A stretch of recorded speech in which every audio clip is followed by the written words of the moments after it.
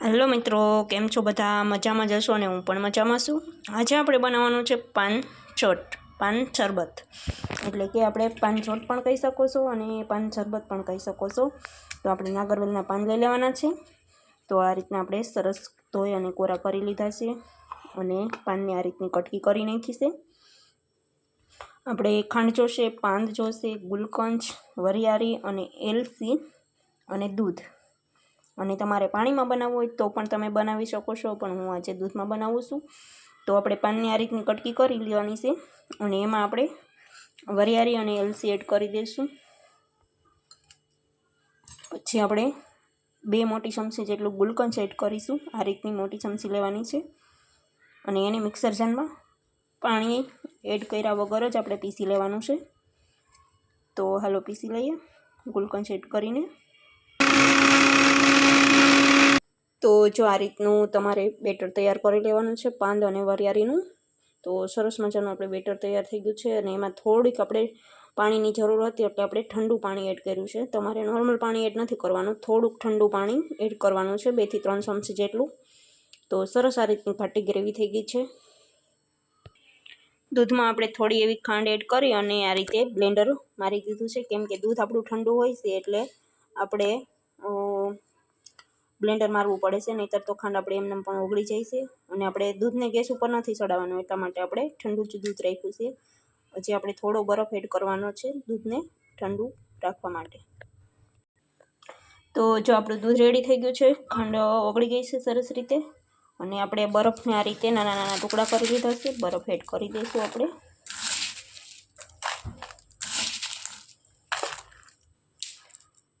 પછી આપણે જે આ પાનનું બનાવીને રાખ્યું છે એ એડ કરવાનું છે અને આને અમે ગુજરાતીમાં તો તકમરિયા કહીએ છીએ. તમે શું કહેતા હોય કોમેન્ટમાં જરૂરથી જણાવજો. તો આપણે આ શરબતમાં સર્વ કરવા માટેના છે. એને આપણે પાણીમાં પલાળી અને કલાકથી રાખી દીધા હતા. અને હવે આપણે આ ગ્રેવી એડ કરવાની છે. આપણે જોઈએ એટલે એડ કરશું, બધી એડ કરવું એવું જરૂરી નથી. તમે આને ફ્રીજમાં સ્ટોર કરી અને રાખી શકો છો અને જ્યારે શરબત પીવાનું મન થાય ત્યારે તમે બનાવી શકો છો.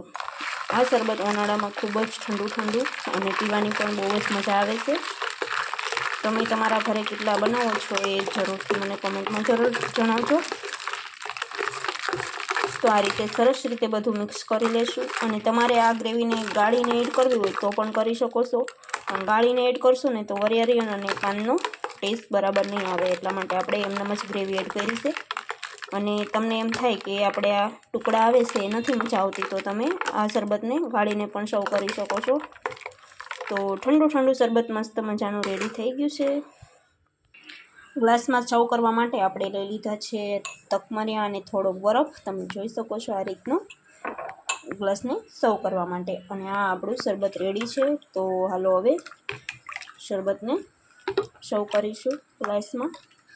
અને આ ઠંડુ શરબત તમે ઉનાળામાં કોઈએ પીધું ન હોય તો એકવાર જરૂરથી ઘરે બનાવી અને ટ્રાય કરી જોજો. ખૂબ જ મજા આવશે અને પીવાની પણ બહુ મજા આવશે અને શરીરમાં પણ ઠંડક મળશે અને નાનાથી લઈ બધા ખુશ થઈ જશે. એટલું સરસ આપણું આ શરબત બનીને છે રેડી. તો હાલો બધા શરબત પીવા માટે. પાન ચોટ કહેવાય આને, પણ આપણે ગુજરાતીમાં શરબત. અને તમે પાણીમાં પણ બનાવી શકો છો. પાણીમાં બનાવવું હોય તો દૂધની જગ્યાએ તમારે પાણી એડ કરવાનું છે, એટલો જ ફરક છે. તો મસ્ત મજાનું આપણું શરબત રેડી છે. તો હાલો બધા પીવા માટે. તો આને આપણે આ રીતના હલાવીને જોઈએ તો સરસ મજાનું મીઠું ઠંડુ આપણું શરબત છે રેડી. તો હાલો બધા શરબત પીવા માટે. તો આ શરબતની રેસીપી તમને કેવી લાગી છે કોમેન્ટમાં જરૂરથી જણાવજો. અને ફરી મળીએ નવા બ્લોગમાં, ત્યાં સુધી બાય બાય.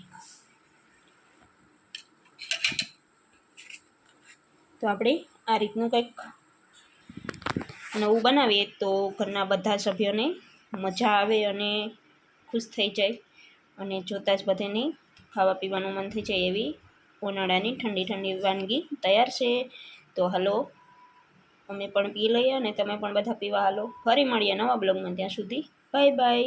આ પાન શરબતની રેસીપી પર જરૂરથી બનાવજો અને વિડીયો એન્ડ સુધી જોઈ અને કોમેન્ટ જરૂરથી કરજો કે આ તમને શરબતની રેસીપી કેવી લાગી છે. તો ફરી મળીએ નવા બ્લોગમાં, ત્યાં સુધી બાય બાય.